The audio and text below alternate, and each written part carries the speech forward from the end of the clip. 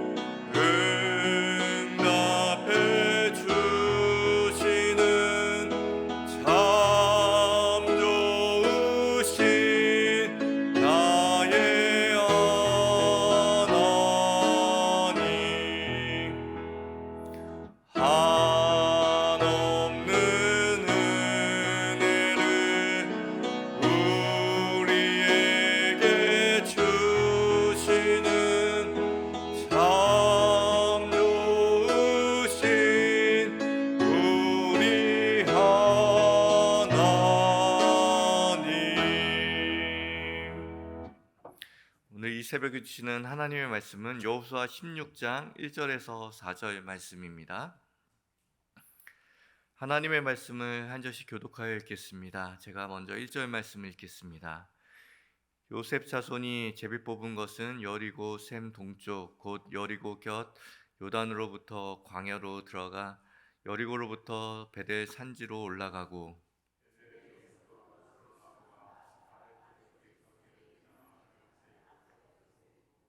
서쪽으로 내려가서 야블렛 족속의 경계와 아래 베도돈과 겟세레까지 이르고 그 끝은 바다라.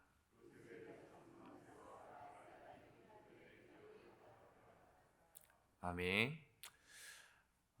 요즘은 한국인의 특성 그리고 한국 문화를 이야기할 때 앞에 K자를 좀 붙입니다. 그래서 K-팝이라고도 부르고 또 K-반도체 그리고 K-푸드라고도 이야기하죠.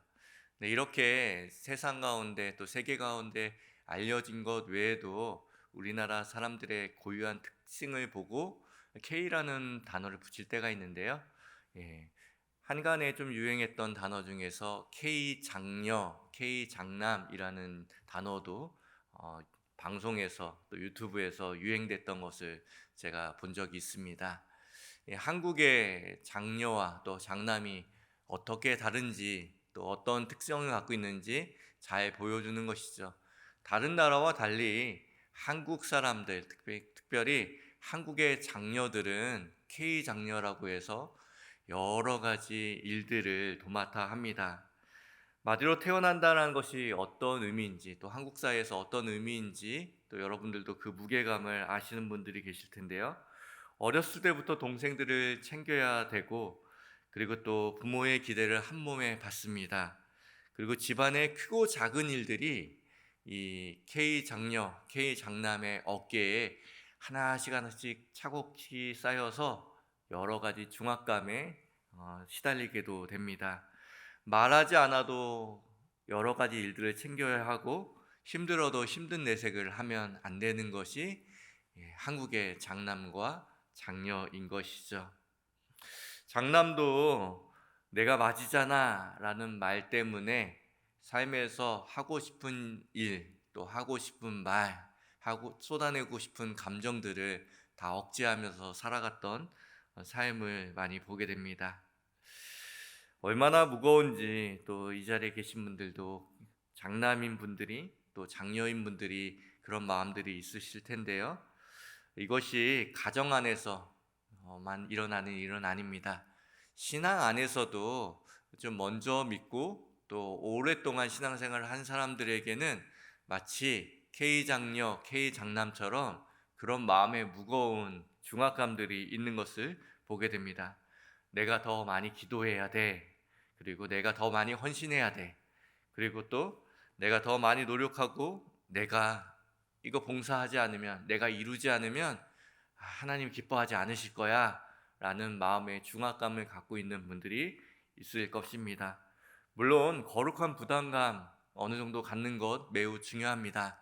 하지만 그 중압감에 눌려서 어쩌면 하나님께서 우리에게 주시려고 하는 그 은혜를 누리지 못한다면, 하나님께서 우리에게 이루어 놓으신 일들을 발견하지 못한다면 그것만큼 불행한 신앙생활은 없을 것입니다.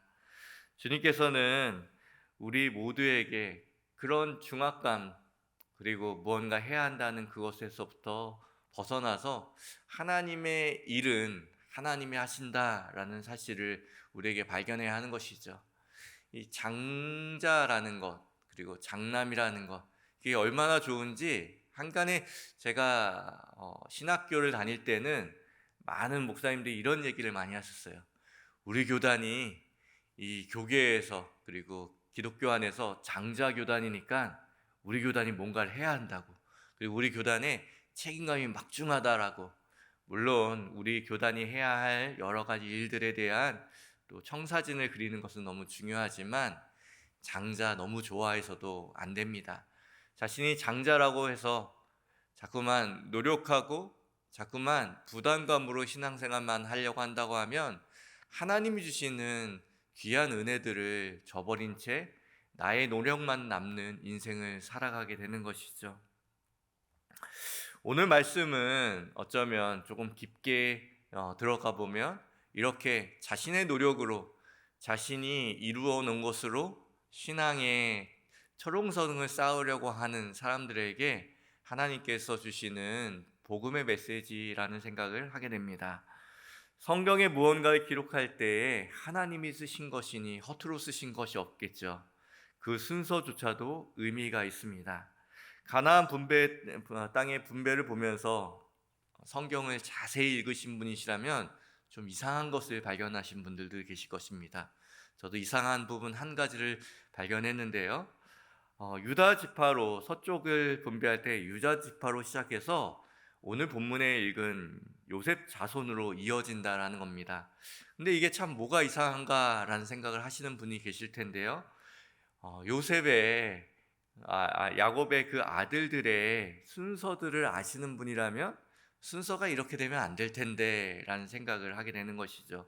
본문 1절 말씀 같이 보도록 하겠습니다.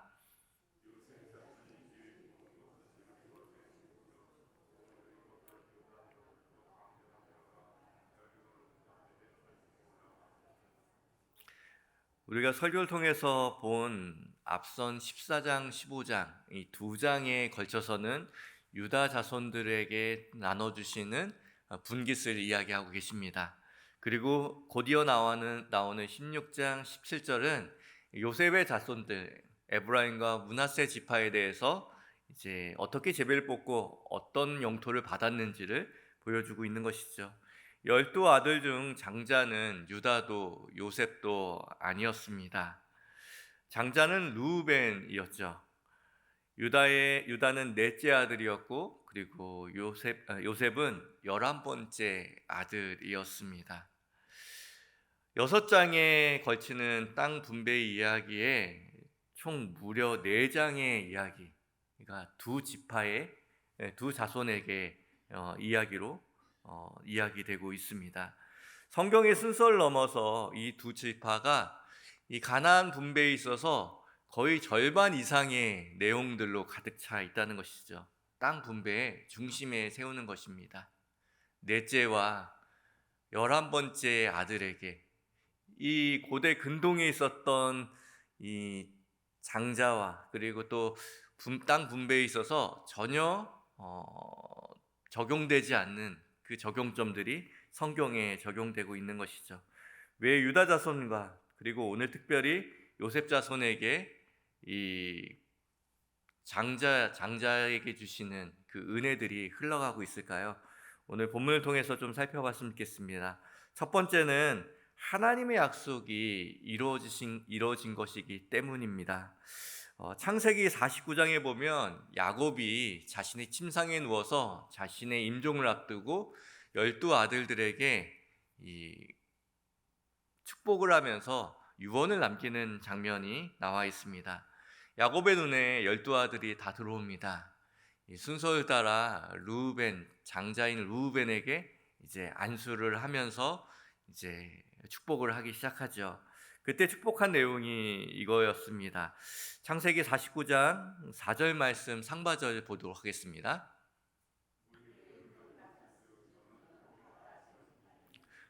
우리가 창세기 49장은 야곱의 축복이라고 우리가 잘 알고 있지만 여러분들에게 이런 유언이 남겼다라면, 이런 축복이 남겼다라면 받고 싶은 분 계시겠습니까? 아무도 안 받고 싶겠죠.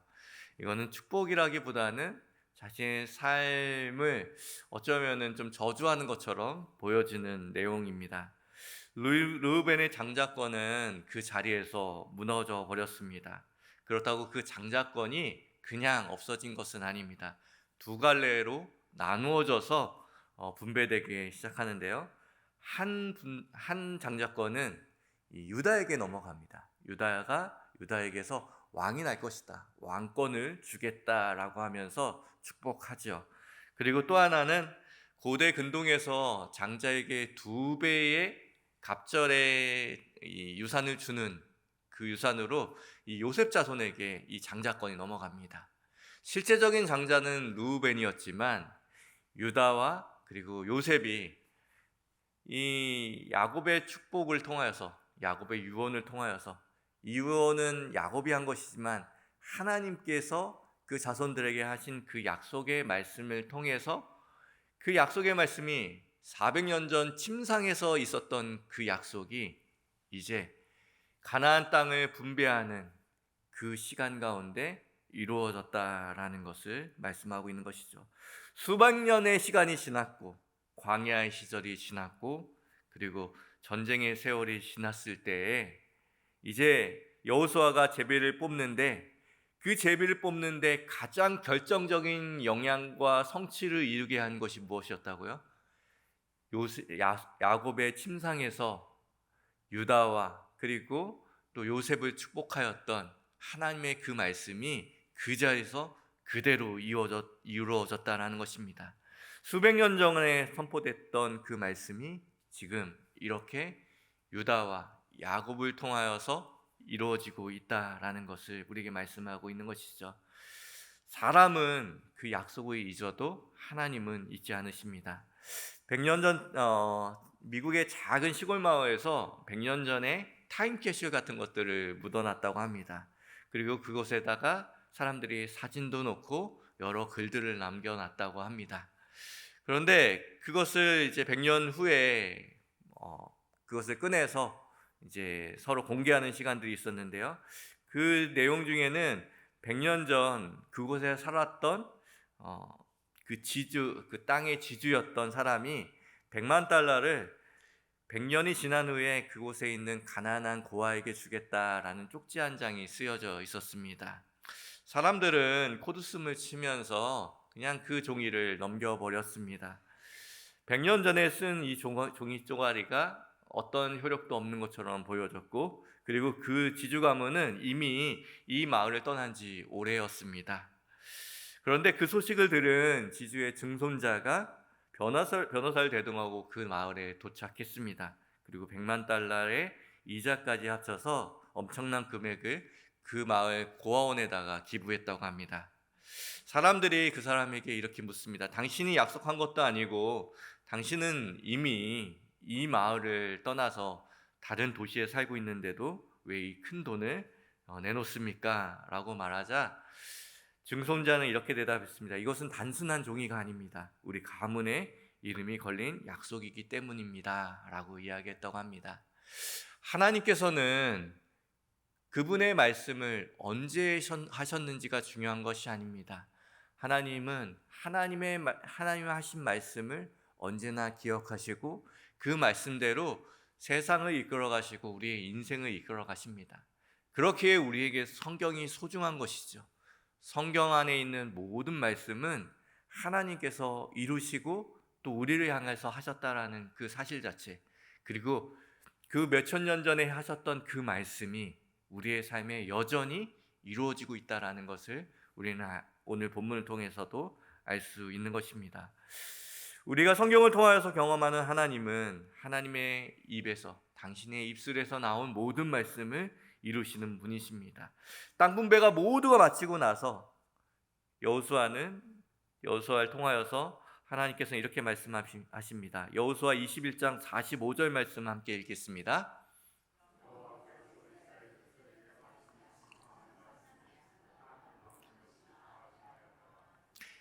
땅 분배가 다 끝나고 레위 족속에 대한 이야기가 다 끝나고 나서 하시는 말씀이 이 말씀이시죠. 이스라엘 족속에게 하신 선한 말씀이 하나도 남음이 없었다라고 이야기하고 있는 것입니다.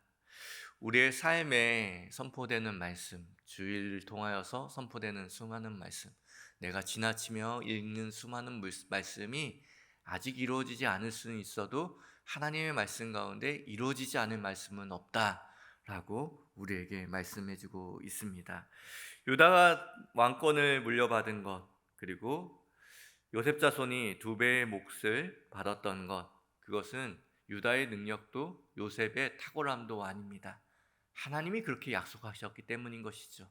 아무것도 갖지 못한 우리에게 그렇게 약속하시기 때문에 그 일들이 일어난다고 말씀하고 있습니다.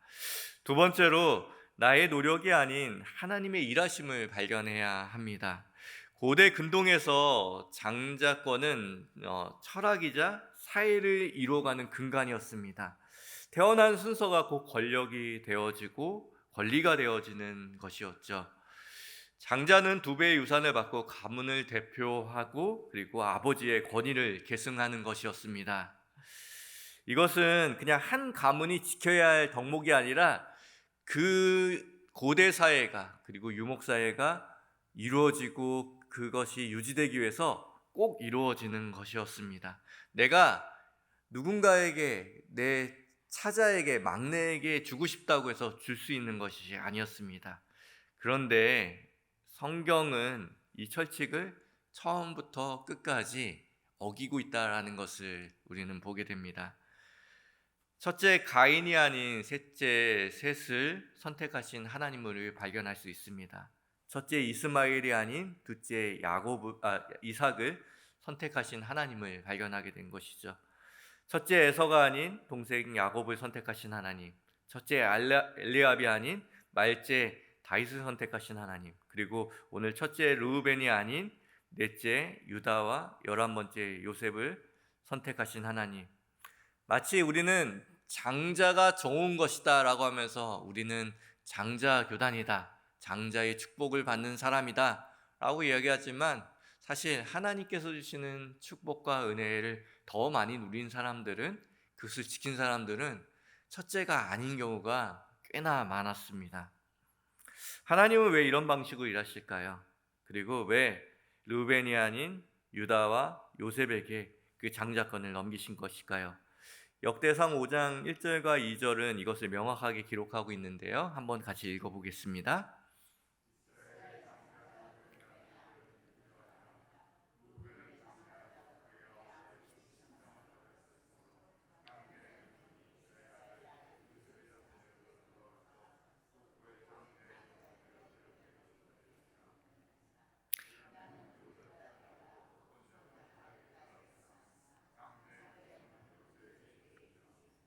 얼핏 보면 르우벤의 죄와 허물 때문에 장자권이 넘어간 것처럼 문맥적으로 보입니다. 하지만 죄와 허물 때문이라면 유다도 만만치 않습니다. 유다는 동생을 노예로 팔았고요.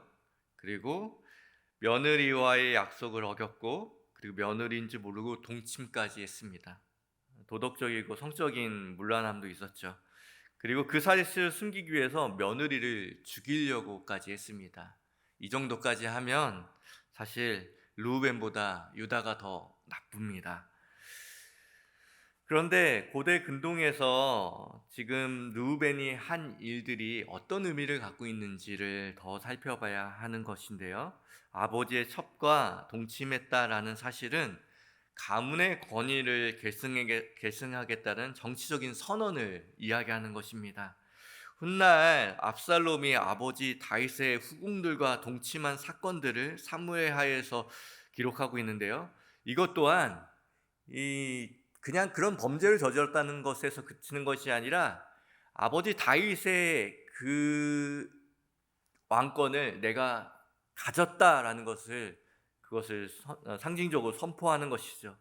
르우벤이 자신이 장자권을 가지고 그것을 확고히 하려고 더 죄를 지어가면서까지 노력했다라는 장면을 우리에게 보여주고 있습니다. 지키려고 했던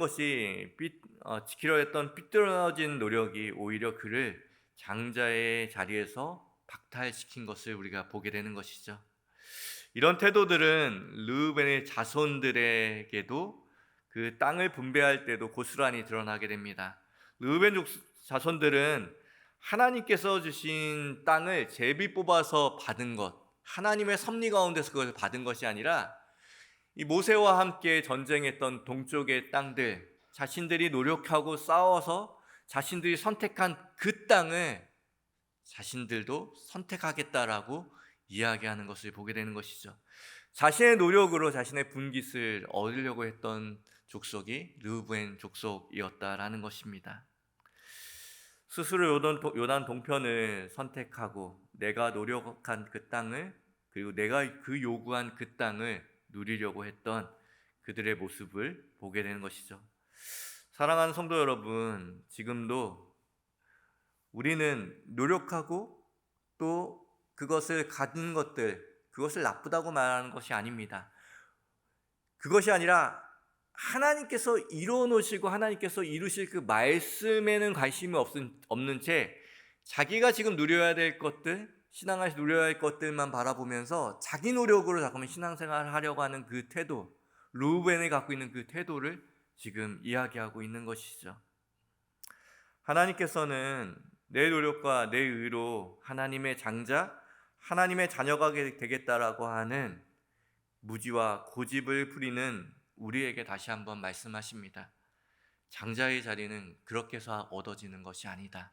하나님이 약속하시고 하나님께서 우리에게 행하여 주신 그 은혜로 누리게 된다라는 것을 유다와 그리고 요셉을 통하여서 알 수 있는 것이죠. 언제나 꼬여있는 이야기들은, 헝클어져 있는 이야기들은 처음으로 돌아가야지만 풀 수 있습니다.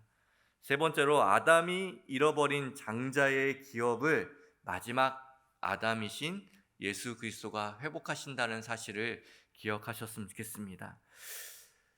창세기의 첫 번째 이야기로 돌아가 보면 첫 번째 아담의 이야기가 나오는데요. 첫 번째 아담은 모든 피조물의 장자로서 하나님의 자녀로서의 그 형상과 탁월함을 부여받았습니다. 그렇지만 하나님 앞에 반역하기 시작하죠. 하나님처럼 되기 위해서, 하나님의 형상이 하나님처럼 되기 위해서 반역하고 죄를 저지르게 됩니다. 그리고 아담은 에덴 동편을 선택합니다. 그리고 그렇게 자신의 노력과 자신의 힘으로 살아가는 인생을 살아가게 되죠. 우리가 모두가 아담의 후예입니다. 모든 사람들, 복음의 빛을 온전히 바라보지 못하는 사람들은 세상 가운데서도 자신의 노력으로만 살아가려고 하고, 복음의 빛이 비춰지는 가운데서도 그 그림자의 그 어두운 그늘에 놓여서 우리도 신앙생활을 할 때 내 노력으로 하나님께 이쁨 받으려고 하고 내 노력으로 하나님께 복을 받으려고 합니다. 하지만 은혜와 복은 그렇게 이루어지는 것이 아닙니다. 하나님이 우리에게 무조건적으로 베풀어 주시는 것이고 하나님께서 우리에게 말씀하신 그것이 성취되는 것이라고 우리에게 말씀하고 있는 것이죠. 그렇게 모든 것을 잃어버렸습니다. 하나님의 형상이 하나님처럼 되려고 그렇게 장자처럼 첫사람 아담은 그것을 모든 것을 잃어버리게 된 것이죠. 그런데 하나님께서는 둘째 사람 아담, 마지막 아담을 이 땅 가운데 보내심으로 그 장자권을 회복하십니다. 고린도전서 15장 45절과 47절 말씀 같이 보겠습니다.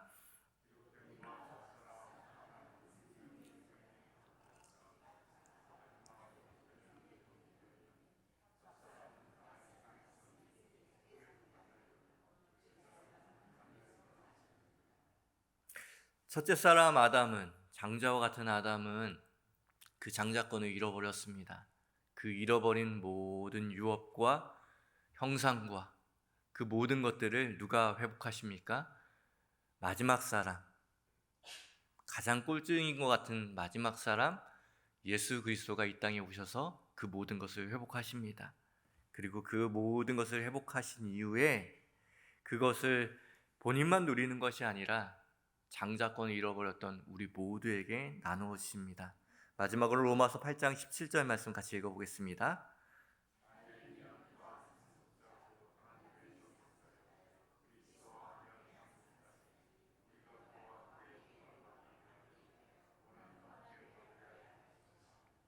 르우벤처럼 자격을 잃어버린 우리가 그리스도 안에서 공동의 상속자가 된다라고 우리에게 말씀해주고 있는 것이죠. 첫사람 아담의 실패를 마지막 사람 예수 그리스도가 이루어 주시며 그 모든 유업을 우리에게 회복해 주신 것입니다. 장자처럼 또 장녀처럼 신앙생활 안 하셨으면 좋겠습니다. 주님께서 우리에게 이루어 놓으신 것이 무엇인지를 발견하고 그것을 누리는 신앙생활을 하는 것이야말로 주님이 우리에게 원하시는 것이죠. 하나님이 우리를 향해서 일하시는데 왜 하나님 대신 일하고 예수 그리스도가 우리의 영원한 장자가 되셔서 그 모든 유업을 회복하셨는데 왜 우리 스스로 행복을 갈구하고 우리 스스로의 성을 쌓으려고 하는지 모르겠습니다. 오늘도 우리에게 주시는 하나님의 그 자유와 하나님의 그 은혜를 기억하시면서 하나님께서 우리에게 회복하신 그 일들만 바라보시는 여러분의 삶이 되시기를 주님의 이름으로 기원드립니다.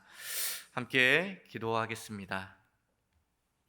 하나님 아버지, 하나님께서 우리에게 해놓으신 일들, 십자가 안에서 이루어 놓으신 일들, 마지막 사람 그 예수 그리스도를 통하여서 회복하신 모든 일들을 우리가 누리는 사람이 되었으면 좋겠습니다. 우리 스스로 무언가를 얻으려고, 무언가를 움켜쥐려고 자꾸만 신앙생활하는 사람이 아니라 주님이 이루어 놓으시는 일들을 바라보며 누리는 사람이 됐으면 좋겠습니다. 오늘도 우리가 땀 흘려 일하지만 우리를 위하여서 일하시는 그 주님과 함께 나아가는 하루가 되길 소망합니다. 그래서 주님이 이루어 놓으신 모든 일들을 누리며 그 복과 은혜를 누리는 오늘 하루가 될 수 있도록 인도하여 주옵소서. 지금은 우리 구주 예수 그리스도의 은혜와 하나님 아버지의 만극하신 사랑하심과 성령님의 교통하심이 오늘도 우리의 진정한 장자 되신 예수 그리스도의 그 은혜와 또 그분께서 행하신 일들을 누리며 또한 그것을 기억하며 바라보는 모든 우리 성도들 머리머리 가운데 그들의 삶과 일터와 그리고 인생길 위에 주님께서 핏값을 세우신 승리교회와 세계 열방 가운데 이제로부터 영원까지 함께 하시기를 간절히 축원하옵나이다.